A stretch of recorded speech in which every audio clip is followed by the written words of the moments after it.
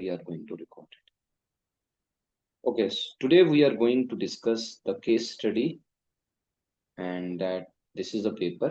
ठीक है, AS Economics का data response है paper 2. So this is related to trade tensions between China and United States. ठीक है, so basically at the World Economic Forum meeting in Switzerland in 2017, the Chinese president reaffirmed his country's commitment to free trade and pledged never to start protectionist trade war. Yes, तो China ने कहा कि देखें जी, हम तो free trade पे believe करते हैं और हम कभी भी किसी पे टैरिफ कोटा नहीं लगाएंगे, ये तो उन्होंने कहा. और प्रोटेक्शनिस्ट ट्रेड वॉर, और to be benefit from devaluation of its currency, यानी कि अपनी करेंसी को खुद से डीवैल्यू नहीं करेंगे. Meanwhile the United states president stated that America first. ये स्लोगन जो अमेरिका फर्स्ट का था, ये बेसिकली डोनाल्ड ट्रंप ने दिया था. जैसे पाकिस्तान फर्स्ट का स्लोगन था जो कि भाई पहले पाकिस्तान बाद में बाकी. डॉक्ट्राइन मींस इंक्रीज प्रोटेक्शनिज्म, यानी उन्होंने कहा प्रोटेक्शनिज्म करेंगे, यूएसए ने कहा. And he repeatedly threaten to impose tariff and quotas on Chinese goods.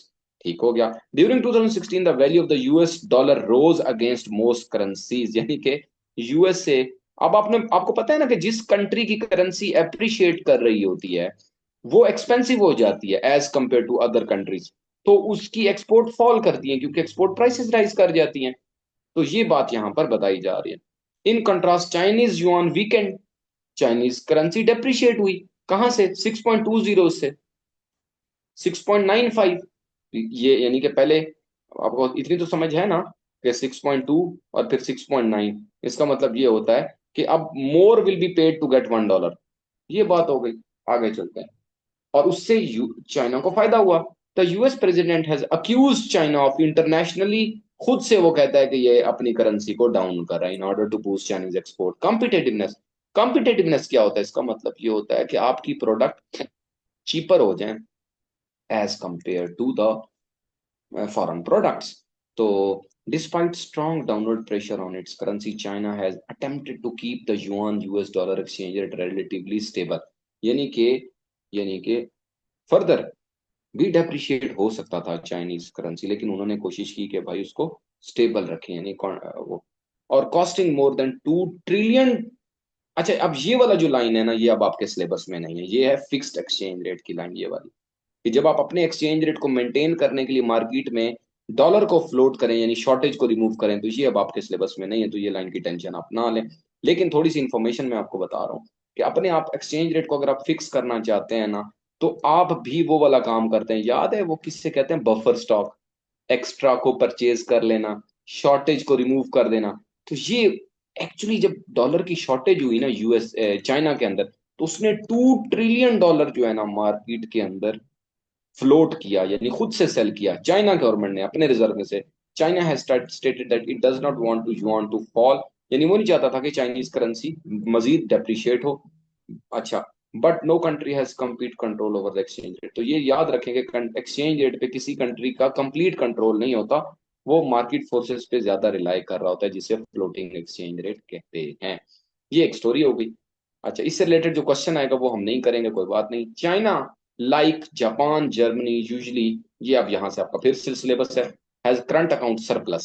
अब आपको पता है सरप्लस में इनफ्लो ज्यादा है, आउटफ्लो कम है on the balance of the payment. But China current account surplus as a percentage of GDP fell, यानी पहले उसकी जीडीपी का यानी 2% था सरप्लस, लेट सपोज नहीं 12% था, अब हो गया 10%, तो ये सरप्लस फेल हुआ है. And the International Monetary Fund यानी IMF expect to decrease it further, और लग रहा है कि चाइना को फर्दर भी लॉस होगा. ठीक है जी. There are 3 policy paths that a country can follow with regard to exchange rate. ये देखो 3 तरीके होते हैं एक्सचेंज रेट को कंट्रोल करने के. एक जो हमारे पास सिलेबस में है, फ्लोटिंग. दूसरा फिक्स्ड. और तीसरा मैनेज्ड होता है. 3 तरीके होते हैं. वो आपको वैसे भी हमने एक करना है, आपकी बुक में भी ये लेवल लाइन ऐड है अभी नए सिलेबस में भी, कि there are 3 types of exchange rate. अच्छा, each of these has various advantages and disadvantages, यानी कि फिक्स्ड के अपने एडवांटेज डिसएडवांटेज हैं, फ्लोटिंग के अपने, मैनेज के अपने. आपको सिर्फ अगर अभी पेपर में आया तो आपको फ्लोटिंग के बारे में पूछेगा, फिक्सिंग के नहीं. At present China policy is to manage float, तो इसका मतलब ये फिर वही वाली बात, आपका सिलेबस का पार्ट ये वाला नहीं है. But some economist argued that yuan dollar exchange rate regarded as being especially important and so might better if China decided to fix यानी वो कहते हैं फिक्स एक्सचेंज रेट कर ले तो अच्छा है, तो ये आपके सिलेबस में नहीं है, इसलिए टेंशन ना ले। हम आगे चलते हैं, क्वेश्चन की तरफ जाते हैं। क्वेश्चन में अच्छा ये बताएं, पूरे केस स्टडी में समझ क्या आया? पूरे केस स्टडी में ये समझ आया कि चाइना और यूएसए की आपस में चल रही है फाइट। अच्छा, चाइना यूएसए कह रहा है कि मैं भाई प्रोटेक्शनिस्ट मेजर की तरफ जाऊंगा और अपनी ट्रेड को इंप्रूव करूंगा। चाइना को करंट अकाउंट सरप्लस है, यूएसए को नहीं है। और चाइना का ओवरऑल करंट अकाउंट सरप्लस जो है वो फॉल कर रहा है gradually as a percentage of GDP, that's. और बाकी एक्सचेंज रेट की बात हुई है।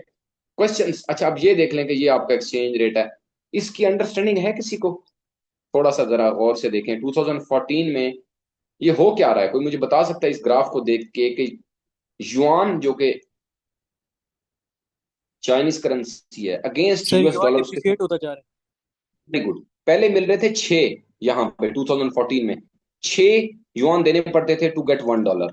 और यहाँ पे आगे देखें 17 में अप्रोक्स अप्रोक्स ये हो गया 6.8 देने पड़ रहे हैं टू गेट $1। तो युआन डिप्रिशिएट कर रहा है, ये ग्राफ उस चीज को रिप्रेजेंट कर रहा है। ऐसे ग्राफ हमने पहले भी केस स्टडी में किए हुए हैं, अहमद ने भी, आप लोगों ने भी, हमने किए हुए हैं। ठीक है, आगे चलते हैं नेक्स्ट। हाँ जी, क्वेश्चन देखें जी। पहला क्वेश्चन का आंसर मशद ने दे दिया। हाँ भाई ठीक है ना? अहमद आवाज आ रही है आपको? हेलो जी सर, आ रही है। अहमद बेटा, ये तो क्लियर हो गया ना कि पहले क्वेश्चन का आंसर वो नजर आ रहा है कि भाई उसकी करेंसी जो है ना वो क्या कर गई है, डेप्रिशिएट कर गई है। रेहान ये बात सिंपल है ना, इसमें तो कोई मसला नहीं है ना, ये पहले भी हमने 2-3 केस स्टडी ऐसे किए हैं। अच्छा, जी सर, ये क्वेश्चन बात। टू का क्वेश्चन टू का आंसर कौन देगा? US president threaten to increase protectionism. कोई मुझे 2-3 मेयर्स बता दे, कोई भी प्रोटेक्शनिस्ट मेयर्स कोई भी बता दे, कोई सर। 2-3 टैरिफ हो बता गया, दे। एम्बार्गो हो गया, एम्बार्गो, कोटा हो टैरिफ। गया। टैरिफ कोटा वगैरह। Very good very good. किसी को वीईआर का पता है? वॉलेंटरीली एक्सपोर्ट रिस्ट्रेंट, वीईआर कोई मुझे बस उर्दू में बता दे कि यस सर सर जी अगले ये कंट्री होती को खुद ही रोकना कि भाई हमें वो इम्पोर्ट ना करें। है। वेरी गुड, अगले कंट्री को ये कहना कि भाईजान ये चीज हमारे मुल्क में ना भेजो, अदरवाइज हम आप पे टैरिफ लगा देंगे। थ्रेट होता है, रिक्वेस्ट नहीं होती है। तो फिर वो खुद अनाउंस करता है कि we China, we are announcing that we will not send these products to Pakistan. तो असल में पीछे से पाकिस्तान ने उनको थ्रेट किया होता है कि देखो ये चीजें हमारे कंट्री में खुद बना रहे हैं हम, वीट हो गया, राइस हो गया, अब ये भी अगर तुम लोग भेजते हो तो फिर तो हमारा लॉस होगा। फिर वो खुद अनाउंस करते हैं और एक्सपोर्टर को कह देते हैं चाइनीज को कि भाई ये चीज पाकिस्तान में नहीं जाएगी आंदा। ये वीईआर होती है। एक्सचेंज कंट्रोल याद है? थोड़ा मेमोरी टेस्ट कर लेते हैं। एक्सचेंज कंट्रोल क्या होता है, कोई भी बता दे मुझे। Sir it is a exchange मैयर रेट ऑफ, को ऊपर नीचे करना। हाँ एक्सचेंज कंट्रोल, रेयान सोचो, अहमद, एक्सचेंज कंट्रोल भी एक प्रोटेक्शनिस्ट मैयर है।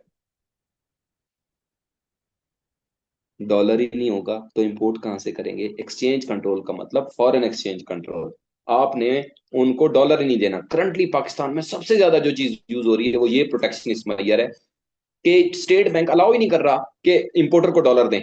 अब डॉलर पाकिस्तान में अगर बैंकों के पास है भी, वो कहते हैं नहीं इस मकसद के लिए हमने नहीं देना। So control on the foreign exchange, ठीक है जी, limit on the foreign exchange for importing the thing, तो वो अलाउ ना, ये होता है एक्सचेंज कंट्रोल। और होता है रेड टेप, एडमिनिस्ट्रेटिव बर्डन, यानी सिस्टम को कॉम्प्लिकेटेड कर दें, इतनी वो कर दें, दफ्तरों के चक्कर जिसे रेड टेप कहते हैं, इतनी परमिशंस रख दें, स्टैंडर्ड सेट कर दें कि डिस्करेज हो जाए इंपोर्टर के, यार इंपोर्ट ही नहीं करनी। चलें, अब आपको क्वेश्चन क्या कर रहा है पता है? वो क्वेश्चन देखें। A, explain using a diagram how one of the method protection mention in article can work. कोई एक डायग्राम से, मजे की बात बताऊं, डायग्राम है ही एक। आपने पूरी प्रोटेक्शनिज्म में कौन सी डायग्राम पढ़ी है टैरिफ की?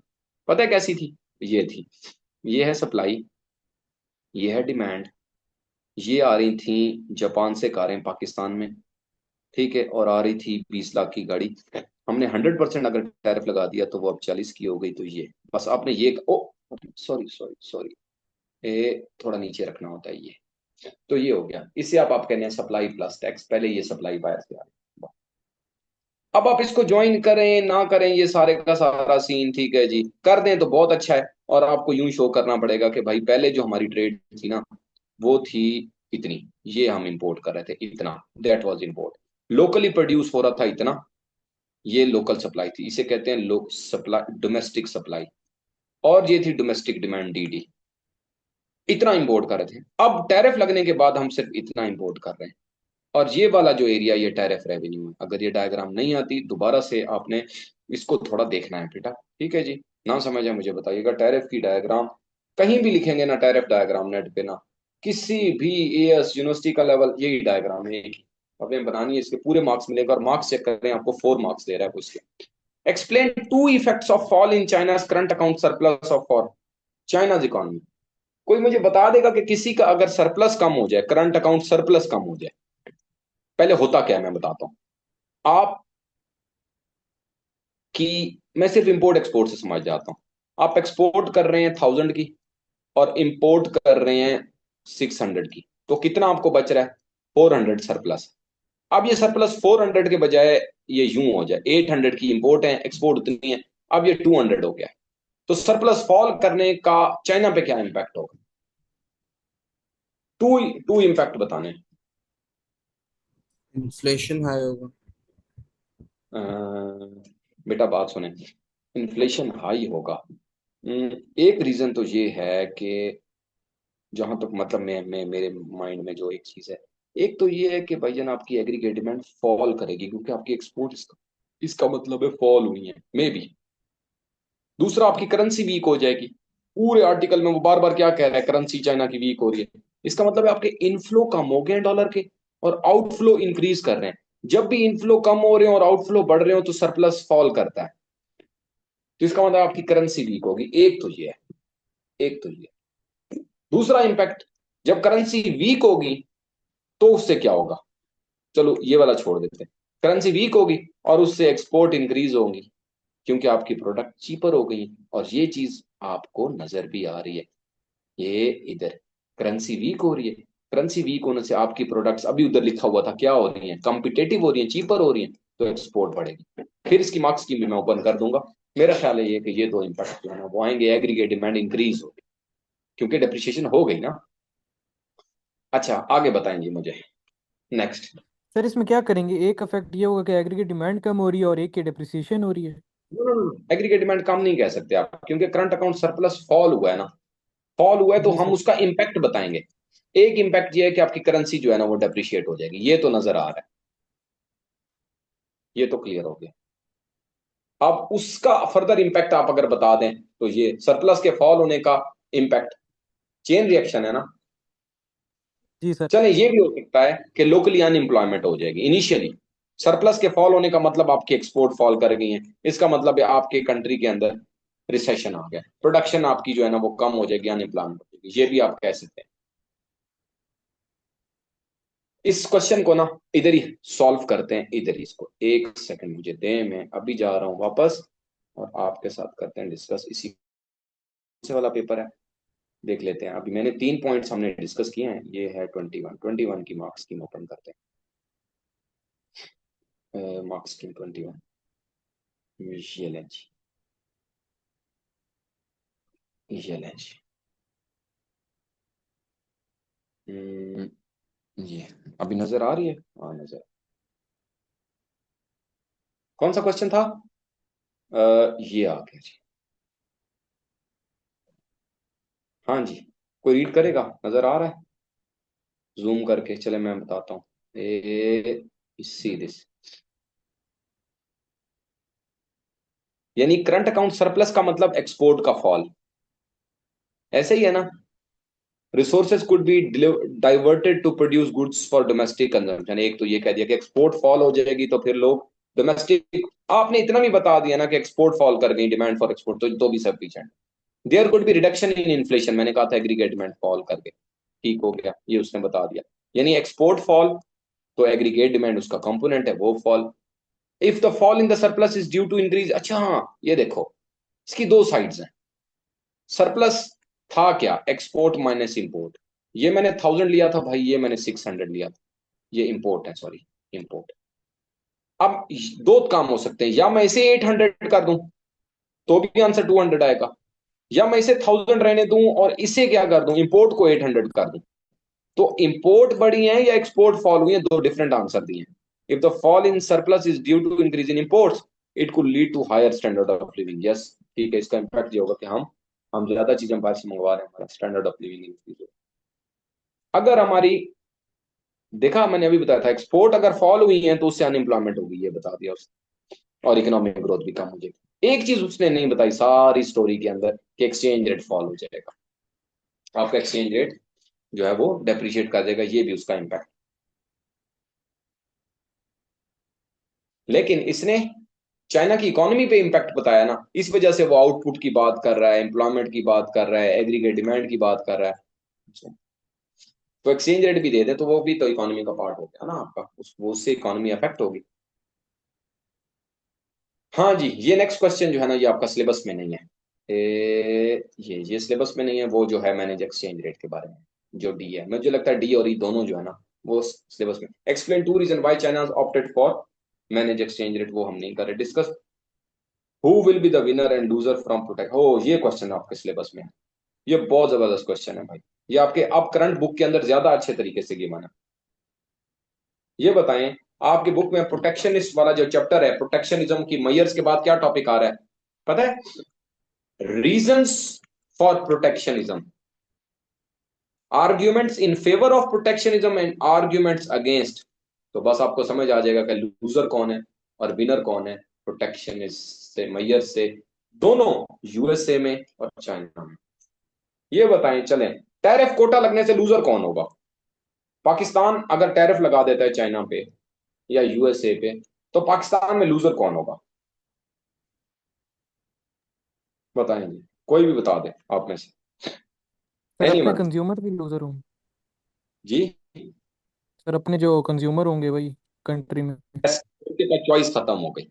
गुड हो गया, वेरी गुड हो गया, ठीक है। और दूसरा, दूसरा लूजर, हाँ बस ठीक है, ये ओ रॉ मटेरियल, जो रॉ मटेरियल मंगवा रहे हैं, याद है वो डेप्रिसिएशन वाला जी क्वेश्चन जो मैंने आप प्रोड्यूसर लोगों भी हो को, जाते हैं। हाँ, जो रॉ मटेरियल मंगवा रहे थे वो हो गया, उनके लिए एक्सपेंसिव हो जाएगा। बेनिफिट किससे होगा? लोकल लोकल जो है फर्म जो compete कर रही थी, ठीक है जी, डोमेस्टिक फर्म को अपने प्रोटेक्शन दे दी, और सर वो हो गवर्नमेंट गया। को भी होगा। और गवर्नमेंट को रेवेन्यू मिल गया, वेरी गुड, गुड। यही चीज पाक जो यूएसए के लिए वही चाइना के लिए, एक कंट्री को आप पकड़ ले तो दोनों के आपके आंसर ठीक हो जाए। ये भाई जान हो गया आपका केस स्टडी। दूसरा केस स्टडी क्विकली देख लेते हैं क्योंकि वो भी सिलेबस से रिलेटेड है। हम सीधे सीधे क्वेश्चंस की तरफ आ जाते हैं क्योंकि हमें पता है ओपेक के बारे में हमने पढ़ा हुआ है। पहला पहला सिर्फ उसने ये पूछ लिया है क्वेश्चन कि ग्राफ से देख के बता दें कि ऑयल प्रोडक्शन जो है ना वो कैसे चेंज हुई है बिटवीन 2015। तो ग्राफ की अंडरस्टैंडिंग माशाल्लाह आपको बहुत अच्छी आती है। आपने सिर्फ बताना है कि अच्छा यार क्वेश्चन नंबर वन में, सॉरी क्वार्टर नंबर वन, ये भी याद रखें, बहुत सारे स्टूडेंट्स को नहीं पता होता क्वार्टर। वन ईयर के अंदर 4 क्वार्टर होते हैं, 3 मंथ का एक क्वार्टर होता है, ठीक है। ये पहले भी एक दफा ऐसा क्वार्टर वाला आया था। तो ये 4 क्वार्टर्स हैं, तो इसका मतलब ये वन ईयर है, नीचे लिखा भी हुआ है, क्वार्टर लिया उसने। तो यहाँ पे कितना है, ये ऑलमोस्ट 2.2 है, और इधर कितना है, ये ऑलमोस्ट 1.7 है। एक बात कर रहा हूँ कि आपको ने सिर्फ चेक करके बताना है कि कितने मिलियन चेंज आई नहीं आई, वो क्वेश्चन नंबर वन आपका। Compare using supply and demand diagram how OPEC decisions affect the world price of oil. पता है कि ओपेक ने किया क्या है? ओपेक जब भी कहता है ना कि भाई मैंने कोई बुरा काम करना है, तो ओपेक क्योंकि वो है एक तरह से कार्टेल है ऑयल प्रोड्यूसर्स का, ठीक है, तो ये डिसाइड करता है कि कितनी हमने सप्लाई देनी है। तो ये क्या करता है, सप्लाई कम कर देता है। जैसे ही सप्लाई कम करता है प्राइस राइज कर जाती है पेट्रोल की, और क्वांटिटी फॉल कर जाती है, ये Q1 से Q। तो ये सिंपल सी बात है, और उसने ऊपर डेफिनेटली कहा होगा कि सप्लाई कम कर दो ताकि प्राइस बढ़े। तो सप्लाई को बैकवर्ड शिफ्ट करना है, सिंपल आपने। ओपेक ने डिसीजन, पक्की बात है यही किया होगा, आप चेक कर लें, ये देख लें। ये क्या कह रहा है, 45% कट समथिंग, या इधर ही कहीं लिखा होगा कि, हाँ, ये ओपेक के मेंबर 30 मिलियन बैरल प्रोड्यूस करते हैं पर डे। और सऊदी अरब ने क्या, ओ ये मिल गया पॉइंट, मैं काफी देर से ढूंढ रहा था कि मुझे ना पॉइंट मिल जाए कि कहाँ पे वो कट कर रहा है supply. See this, Saudi Arabia जो लीडर है इनका, seek limit the supply of oil, बस टू स्टेबलाइज द प्राइस, नहीं एक्चुअली प्राइस ज्यादा करने के लिए, क्योंकि प्राइसेस फॉल करें। तो सप्लाई कम कर दिया आपने, सिंपल बैकवर्ड शिफ्ट करके आपने दिखा दिया। आपके पूरे 3 मार्क्स होने चाहिए क्योंकि ग्राफ है। हाँ यहाँ 4 है, वैसे आप तो 3 होते हैं। The demand for OPEC oil is price inelastic, ठीक है। ऑयल को छोड़े किसी भी चीज की नेसेसिटी की अगर प्राइस इन इलास्टिक हो, what evidence is there in the information to support the this claim. कैसे पता चलेगा कि डिमांड इन इलास्टिक है, कोई बता सकते हैं आप? आप मुझे ये सर बताएं। डिमांड कम नहीं हो रही है, प्राइस जितनी भी बढ़ रही है। Very good. एक चीज ये होगी, एक प्रूफ ये होता है कि प्राइस में जो फॉल आया, राइज हुआ है, वो 10% है, और क्वांटिटी डिमांडेड जो फॉल हुई है वो 2% हुई है। अहमद रेहान, ये ठीक है ना? ये तो सिंपल है ना? ये बात इन इलास्टिक को इंडिकेट कर रही है कि प्राइस 10% राइज हुई और डिमांड 2% फॉल। दूसरा, आज अहमद हम जो डिस्कस कर रहे थे कि अगर इन इलास्टिक डिमांड हो, ठीक है, और आपको पता हो कि आप प्रोड्यूसर हैं, तो आप क्या करेंगे? रेवेन्यू रेवेन्यू को इंक्रीज करने के लिए क्या डिसीजन करेंगे? कोई भी बता दे। प्राइस बढ़ा देंगे। प्राइस डिक्रीज कर देंगे। हैं, प्राइस बढ़ा देंगे ना? हाँ। अब आपके पैसेज के अंदर, आपकी इसी केस स्टडी के अंदर उसने बताया है कि प्राइस बढ़ाई है, रेवेन्यू बढ़ गया है। वो मैंने अंडरलाइन किया था गलती से, ये दिखाता हूं आपको मैं। ये इधर ही कहीं उसने बताया है। ये देखो, यहीं पे कहीं पे लिखा हुआ है। ये उसका रेवेन्यू कट हो रहा था, यहाँ पे वो 10% जब प्राइस इंक्रीज करेगा, और अगर उसका जो रेवेन्यू है वो मोर देन 10% इंक्रीज हो गया, 30% हो गया, तो यू विल से कि भाईजान दिस इज इन इलास्टिक। अभी हम पढ़ नहीं रहे, टाइम सेविंग कर रहे हैं एक्चुअली, कि मेन मेन देख लेंगे। अच्छा यार, यूं क्वेश्चन वो कह सकता है।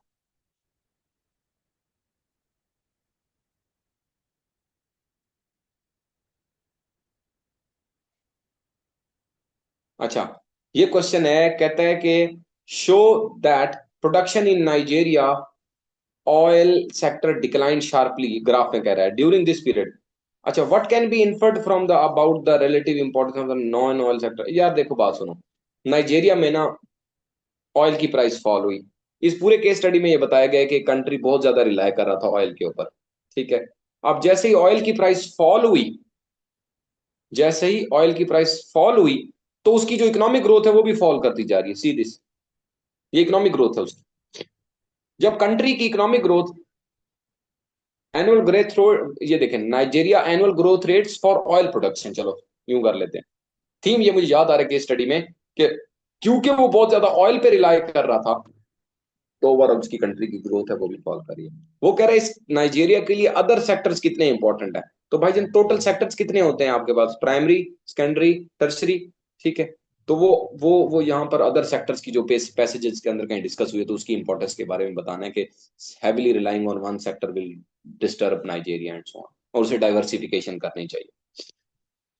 Analyse using aggregate demand. अच्छा, ये अभी अभी इस तरह का ना कोई सिलेबस में आपके ना नई बुक के अंदर इस तरह की चीज नहीं है, डाइवर्सिफिकेशन ये वो, तो इसलिए टेंशन लेने की जरूरत नहीं है। ये आउट ऑफ पॉकेट आपने देना होता है, मार्क्स देख लो कितने हैं, सिर्फ 2 हैं, ठीक है। ये बताएं, analyse using aggregate demand, two effects of OPEC policies on the economy of Nigeria. ये बताएं कि अगर प्राइस इंक्रीज हो जाती है, ठीक है, ये एस है, ये डी है, ये वाली बनानी है आपने, ठीक है। अगर तो अगर तो रेवेन्यू इंक्रीज होता है नाइजीरिया का, जो कि ऑयल एक्सपोर्टर है, तो उसकी एग्रीगेट डिमांड इंक्रीज होगी और उसकी जीडीपी भी इंक्रीज हो जाएगी। अगर ऑयल प्राइसेस फॉल करती हैं तो उस बेचारे की एडी फॉल। ये मेन थीम है ऊपर, क्योंकि ऊपर सारी बातें यही बताई गई हैं कि वो क्या कर रहा है। वो मेन चीज ये कर रहा है कि ऑयल की प्राइसेस बढ़े, प्राइसेस बढ़ेंगी तो रेवेन्यू ज्यादा आएगा, रेवेन्यू ज्यादा आएगा तो टोटल स्पेंडिंग यानी एग्रीगेट डिमांड इंक्रीज हो जाएगी। और last one, discuss with the help of information the extent to which OPEC will able to control the world price of oil। भाई पैसेज से कैसे पता चल रहा है आपको? वो कह रहा है कि क्या ओपेक ऑयल प्राइस को कंट्रोल कर पा रहा है या नहीं कर पा रहा। तो भाई आपने, सिंपल सी बात है, ये पैसेज जैसे रीड करेंगे यू विल गेट के अच्छा, वर्ल्ड की total supply of oil, who is providing the total supply of, like 80% supply अगर जा रही है फ्रॉम फ्रॉम ओपेक, तो yes, yes they can control the price. वैसी बात है, जो लार्जर सेलर होता है they can have an influence on the, लेकिन इसमें हाउएवर वाला पॉइंट भी देना है, और वो होगा those who are non member of OPEC, I think कहीं ना कहीं दिया होगा ये, तो they can change the price, वो इंक्रीज कर देंगे सप्लाई को मार्केट में, जब सप्लाई ज्यादा आएगी तो प्राइस फॉल हो जाएगी। ये भी एक फैक्टर है। केस स्टडी जनरल था, कोई इतना डिफिकल्ट नहीं है, ठीक है। प्राइस सप्लाई डिमांड से रिलेटेड है, ठीक है। वैसे ओपेक आपके A2 के सिलेबस का पार्ट है, कार्टेल मार्केट स्ट्रक्चर आप A2 में पढ़ेंगे, लेकिन इसने यहाँ सप्लाई डिमांड की बात की है कि प्राइस कैसे अफेक्ट हो रही है और किसी कंट्री का बैलेंस ऑफ पेमेंट कैसे अफेक्ट हो रहा है। ठीक है, ये चीज यहाँ पे। बाकी आगे क्वेश्चंस आपके पास, क्वेश्चन बहुत आसान इस पेपर में दिए हुए हैं। अगर आप क्वेश्चन नंबर 3 देखें, क्वेश्चन नंबर 2 देखें और क्वेश्चन नंबर 4 देखें, ये सारे आपके सिलेबस के हैं, करंट सिलेबस के अकॉर्डिंगली इंपॉर्टेंट क्वेश्चन है। पहला मेरिट गुड डीमेरिट गुड, ये मैनी टाइम्स मेरे मेरे क्वेश्चन की लिस्ट के अंदर ये वेरी इंपॉर्टेंट है। मैंने आपको कहा हुआ है type of goods, elasticity, P मिन पी मैक्स, टैक्स सब्सिडी कर लें, आपका क्वेश्चन अटेम्प्ट हो जाएगा। ठीक है, माइक्रो में से, मैक्रो में से बार बार मैं आपको कहता हूँ इन्फ्लेशन से क्वेश्चन आता है। सी, कॉस्ट पुश और डिमांड पुल में क्या डिफरेंस है। Discuss most serious problem faced by economy with high increasing rates of inflation. क्या कंट्री में सबसे ज्यादा बड़ा प्रॉब्लम क्या इन्फ्लेशन होता है। तो अब आपने इसमें हाउएवर देना है कि इसके अलावा भी प्रॉब्लम हो सकते हैं, आप इनइक्वालिटी कह सकते हैं, आप करंट अकाउंट बैलेंस कह सकते हैं कि उसमें डेफिसिट कह सकते हैं, उसके अलावा आप फॉल इन इकोनॉमिक ग्रोथ कह सकते हैं कि वो तो आपने इसके अलावा भी आपने बताना है। ज्यादा फोकस आपका इन्फ्लेशन पे हो गया और इन्फ्लेशन के कॉन्सिक्वेंसेस पे हो गया। बाकी जो है ना, यू विल डिस्कस कि yes however there are other problems as well or that are considered to be very important, these are got it। Last question देखें, ये आप लोग बार बार भूल जाते हैं, कंपैरेटिव एडवांटेज का क्वेश्चन मैं अक्सर कहता हूं कि ये ना हो कि वो आपको दे दे, या टर्म ऑफ ट्रेड, ये कट्ठे कट्ठे ही हैं, छोटे छोटे से क्वेश्चन है। ये प्रोटेक्शनिज्म है, प्रोटेक्शनिज्म पे क्वेश्चन मैनी टाइम्स आ चुका है, पिछले पेपर में भी था, इधर भी है। तो चीजें रिवाइज हो रही हैं। कल इंशाल्लाह हमारी 2 क्लासेस होनी है, एक हमारी फिजिकल क्लास होनी है और एक हम नाइट में जब आप लोग सारे वापस चले जाओगे अपने घर को, तो हम कोशिश करेंगे कि 11:30 या 12 लॉग इन करेंगे, 12 to 1 एक क्लास लेंगे, फिर सबके लिए सब लॉग इन करेंगे उसमें जितने भी स्टूडेंट्स हैं। ठीक है, डन है। तो कल की क्लास कोई भी नहीं मिस कर रहा ना, कल आ रहे हैं ना आप लोग सब लोग। बस क्या नाम है इनका,